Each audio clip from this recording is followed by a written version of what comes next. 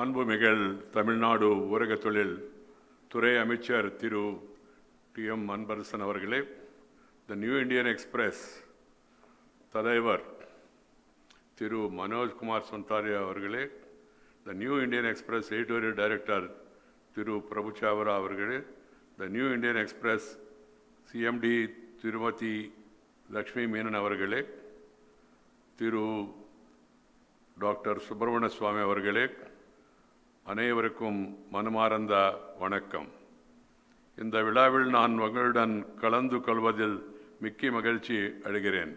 Friends, brothers and sisters, I feel very happy to be here amidst you all for this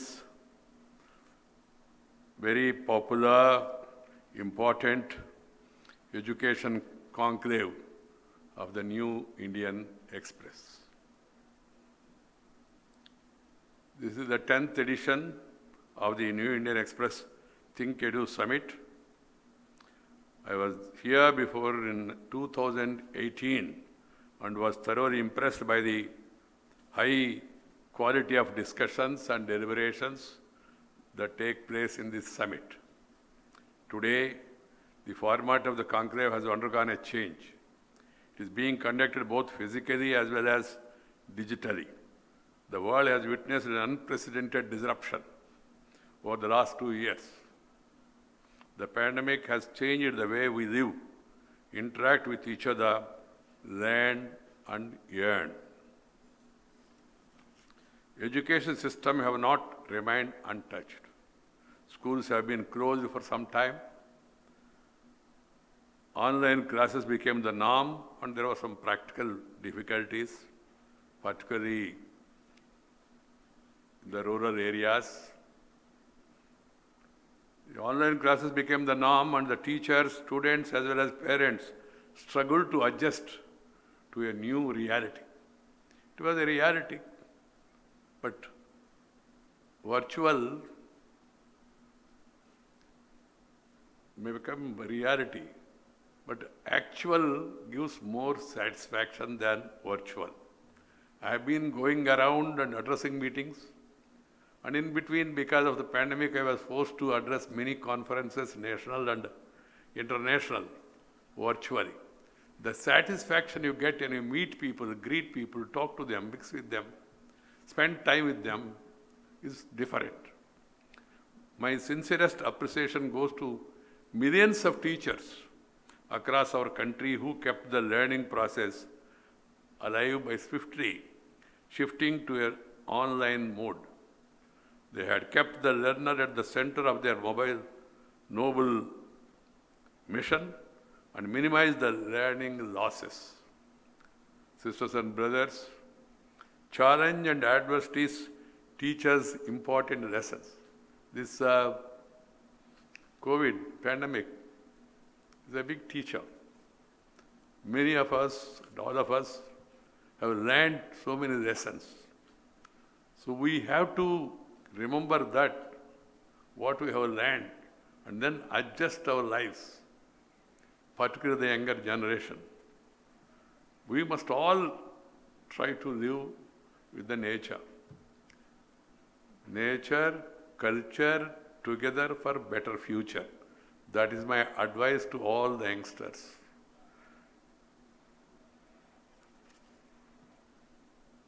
During the last 2 years, we have learned to use technology to impart knowledge, learn new skills, and run education institutions. The new frontiers have opened up for the transmission of knowledge. Digital tools have made learning more engaging and interactive.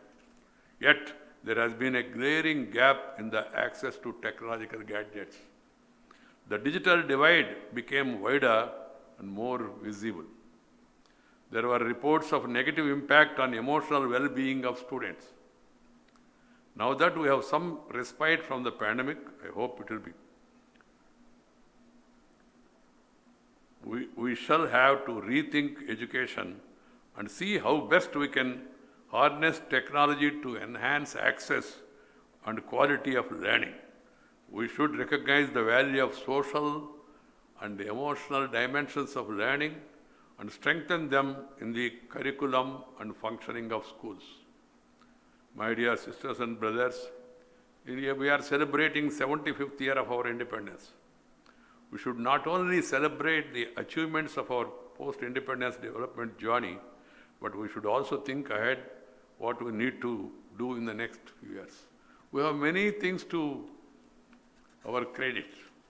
The successive governments and our own people at various levels, they have done their best. But still there are challenges. These challenges has to be understood and they need to be addressed. After 75 years of independence, still around 20% of the people are still illiterate. There are educated illiterates, that's a different matter. I am talking of literacy rates. Second is that nearly 20% of the people are living below poverty line. So eradication of poverty, eradication of illiteracy. And there are certain areas where there is a social divide even now on the basis of a caste. And then there is gender discrimination. Women, they constitute 50% of our population, but still they are not getting their due. Given an opportunity, they have skills, they are exhibiting it whenever they get an opportunity, but they did not get adequate opportunities over the years for whatever reason it is. I am not getting into that. So we should move in the direction, the entire society, not only our system, our government, our central government, state government, union government, state governments, and also local bodies, organizations must move in the direction of taking care of these shortcomings or challenges and strengthen our nation.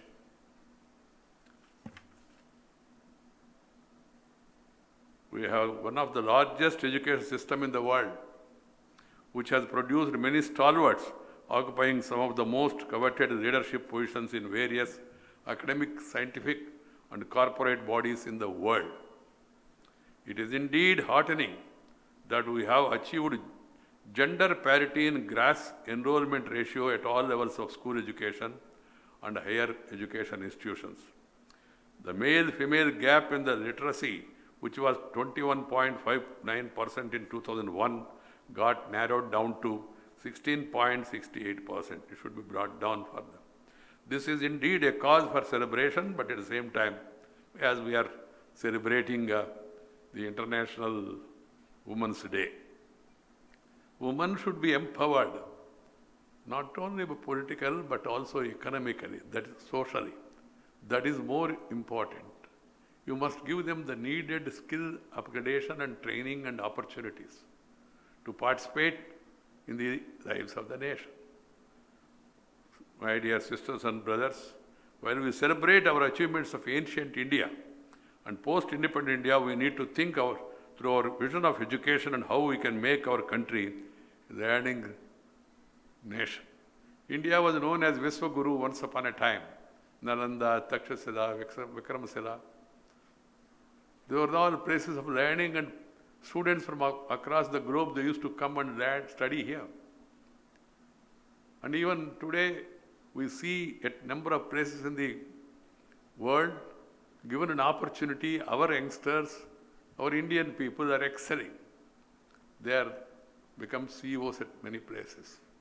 But unfortunately, in between, because of the colonial rule, we lost the direction, momentum.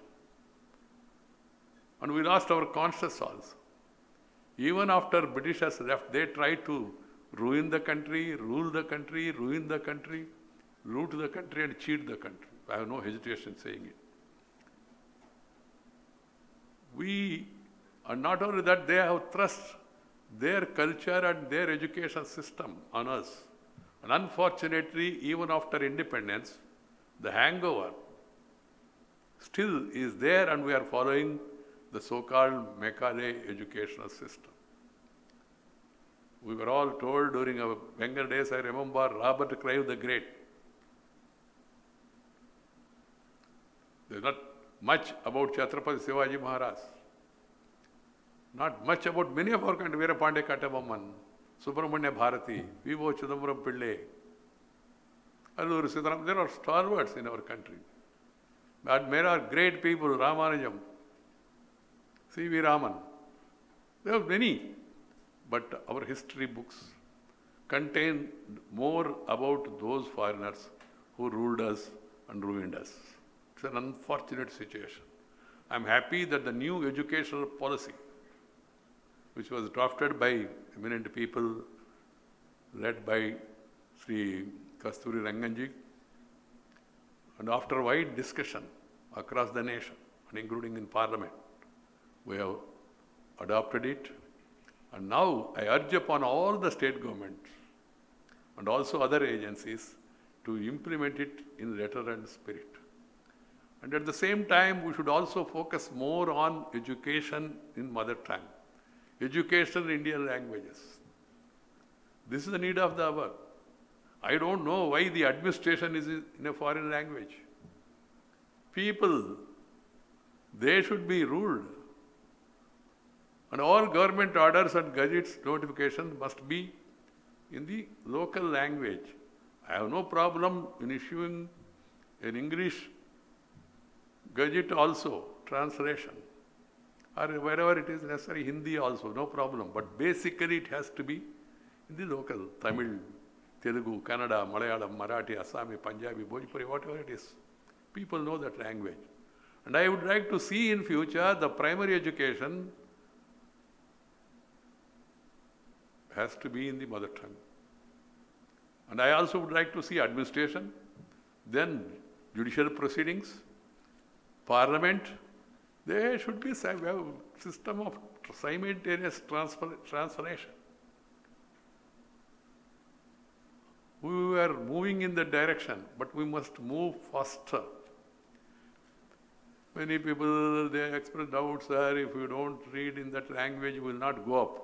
Some time back, in one of my meetings, after hearing my speech, the one boy stood up and he said, sir, it's very difficult to come up in life. I said, why? No, to go up.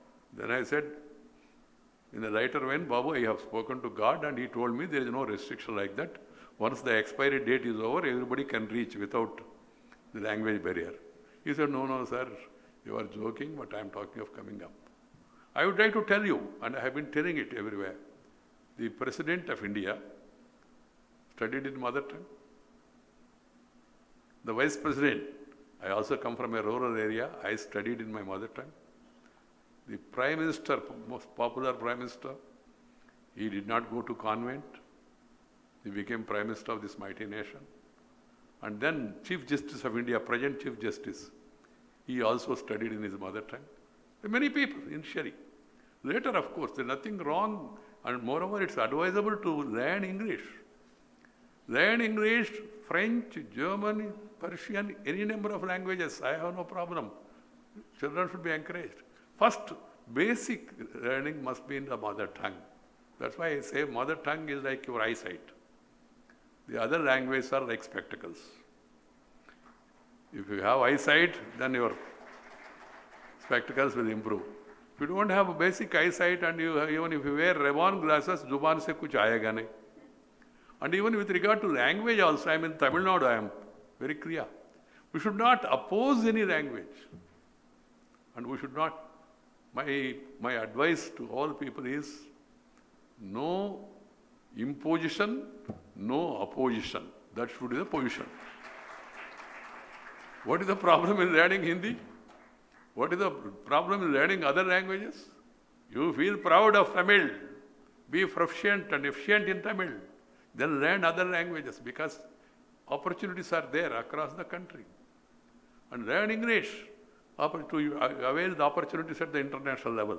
This should be approach. There should not be any reservation in our mind.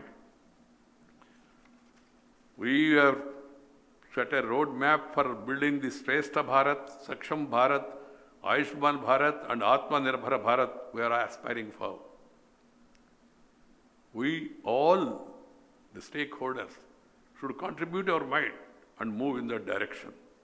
The NEP, New Education Policy, focuses on institutional restructuring and consolidation. It attempts to create a template for holistic education thus opening up new avenues of employment to the country's youth. The focus on ancient systems of knowledge as well as contemporary advances like artificial intelligence and emphasis on skill education is likely to fast-track India's progress towards an assertive country. We want to become a strong, stable, prosperous, peaceful nation. We want peace. We believe in Vasudaika Kutumbakam. The entire world is one family. Sarve Jana Sukhino Bhavantu. Even when we were very rich before this colonial rule, and knowledgeable, we never attacked any country. We don't believe in colonialism. That is our past. Even now, that is our policy. But at the same time, we want to protect our unity, integrity, security and sovereignty of our country. This should be the direction. What does it mean when we say assertive? An assertive nation can be built only on the foundation of quality education, encompassing a wide knowledge base, a whole range of skills, and more importantly, a forward-looking, receptive outlook. We must build on our strengths and have the humility to accept the best ideas from all over the world. We should not have any problem about that. That's in fact the spirit of our country, where many millennia we have adopted the approach so beautifully captured by our ancient thinkers who said, Ano Vadra Kratuvav Yantu Visvatha, or let noble thoughts come to us from all sides. What the new education policy postulates is this connection. Connection with our past achievements and intellectual heritage. Connection with our native languages and culture. Connection with the life and livelihoods of people. Connection with the planet and the environment. Connection with technology and scientific knowledge. Connection between disciplines. I believe that the essence of education is to establish these vital connections. The education of the future must build bridges between the world of learning and the world of work through entrepreneurship and skills upgradation. The academia must have more intense interaction with industry, with agriculturists, to ensure that knowledge leads to innovation and greater productivity. We are basically a rural country, agriculture country. So our youngsters, they should also focus on agriculture, learn new techniques, spend time with the agriculturists, visit villages frequently. And the researchers who are doing research on agriculture, they must pass on the knowledge to the people. Ultimately, research is for the betterment of human lives. We must make people's life more comfortable and happy. This should be our approach. The governance of the country should benefit from the country's vast intellectual capital and diverse strengths of professional bodies. Education must become an instrument of national transformation. The PM gave a 3-line mantra: reform, perform and transform. Transformation of the nation. If this dream has to be realized, we must take the national education policy as a starting point, a springboard for taking up the quantum leap. We must ensure that access to learning opportunities is equitable and inclusive. We need to bridge the digital divide as well as the rural-urban divide. We must make education holistic with equal emphasis on cognitive and non-cognitive aspects. We must make education more integrated, multidisciplinary and relevant. Education should help build citizens who are perceptive, receptive and communicative, who are thinking and feeling individuals, who have the passion for acquiring knowledge.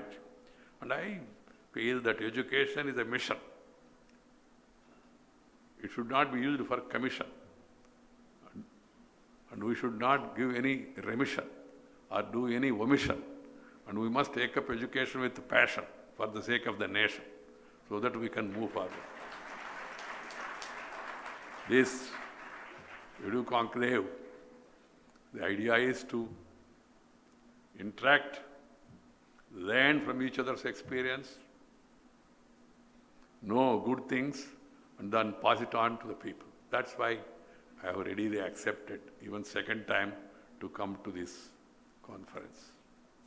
I like Indian Express, that's one thing, because of our great Ramnath Goenkaji is this thing, but at the same time, the other reason is this.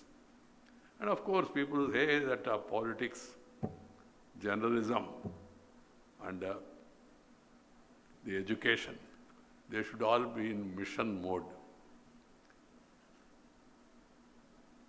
Friends, once again, I feel happy I am here to address this enclave. I count on our educationalists and education planners to go the extra mile to do whatever is necessary to bring about this change. The touchstone of our success is to move from thinking to doing, from merely doing to doing it right, doing it well, and doing it on time. Let this not be a missed opportunity. We must focus on unfinished literary task, motivate our teachers to excel, and create a learning society with equal emphasis. All the 4 pillars of education enunciated by the UNESCO: learning to know, learning to do, learning to and learning to be, and learning to live together. We have demographic advantage. 65% of our population is below 35 years, and around 58% is below 25 years. We have this great advantage. We must utilize it. This is only possible if our human resource is given equitable access to quality learning opportunities. We as a nation must collectively engage in this task. Friends, once again I feel, as I told you, I like moving around. This I have been doing right from my younger days. Whatever I have learned is learned through spending time with people, meeting people, greeting people, talking to people, eating with the people, and spending time with the people. Going around the country, you know the country well. You will be knowing the problems of the people, not by reading alone. So these conferences, such conferences, will bring knowledge to everyone, and I once again appreciate the new Indian Express team for taking this initiative and then moving on. Thank you very much. Namaskar. Jai Hind. Nandri. Vanakkam.